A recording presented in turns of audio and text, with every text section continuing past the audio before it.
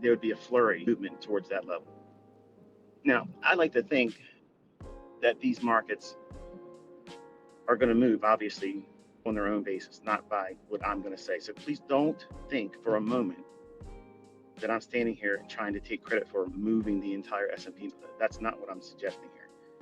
But if I'm teaching you that the market will seek liquidity, and it does, and I'm teaching you that the market will manipulate before the better run. In other words, if it's going to be bearish for the day, it's going to give you that little trick move, that red herring, that broken wing that the mother robin does so the predator runs away chasing her. It's easy fledgling.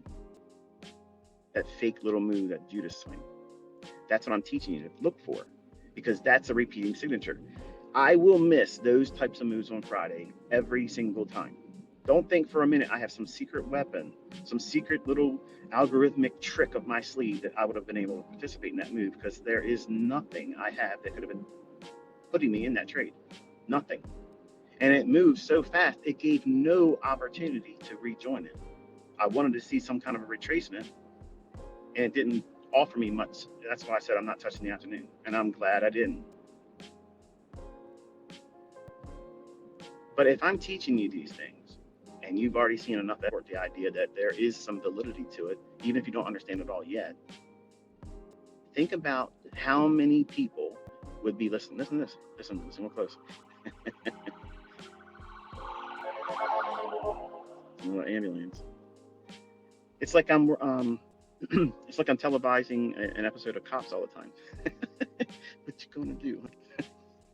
The idea is that if I'm telling everybody where I think the market's going to go, that's one thing, okay? But if I come out and say, this is where I'm going to go in at, and this is where my stop loss is, okay? Everybody, right where you're at, verbally, say it out loud. Where is everybody else going to put their stop loss after I post it in a tweet or say it in a live session like this? Where's their stop going to be? Right where mine is. So it's not that I.C.T. They could, I guess. I mean, if you smack the shepherd, the flock will scatter, right? But if they see everybody pulling their order at the same spot, say there's 200,000 people within earshot of what I'm saying about a market, and I say, this is where my stop loss is. And predominantly, most of you are going to do what? You're going to foolishly just go in and plunge and take the trade because I said I'm doing something or allude to it. You're going to do what? You're going to place your stop loss exactly like mine. Because if that's where I'm putting my stop, that's what you're going to do. Or not, maybe some of you would say, well, I want to make sure I'll just go one tick past his, because that way it doesn't look like I was copying it. I'm making the market, and I know that there's some goober out there that thinks he's a hot shot. Oh, he's been trading for 30 years. Watch me smoke this boy's ass in front of everybody. I'm going to go right to where he said his stop is, because I don't necessarily need to know how many people have their orders there. And then I'll run it. You won't get back into a trade after getting stopped out. But if it gives me an opportunity to, and nothing's changed in the narrative, I'm going to get back in.